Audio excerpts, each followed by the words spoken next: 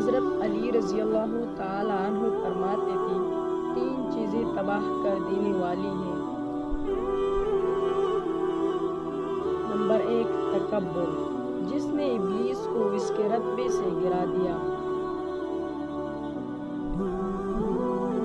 Number 2 حرص، جس نے آدم کو جنت سے نکال دیا۔ نمبر 3 حسد، جس نے آدم کے بیٹے کو اپنے بھائی کے قتل پر آمادہ کیا۔ حضرت علی رضی اللہ تعالیٰ عنہ نے فرمایا جنت کے منتظر نہ رہو بلکہ ایسے بن جاؤ کہ جنت تمہارے منتظر رہے۔ حضرت علی رضی اللہ تعالیٰ عنہ فرماتے تھے زندگی کی اصل خوبصورتی یہ نہیں کہ تم کتنے خوش ہو، زندگی کی اصل خوبصورتی تو یہ ہے کہ تم سے دوسرے لوگ کتنے خوش ہیں۔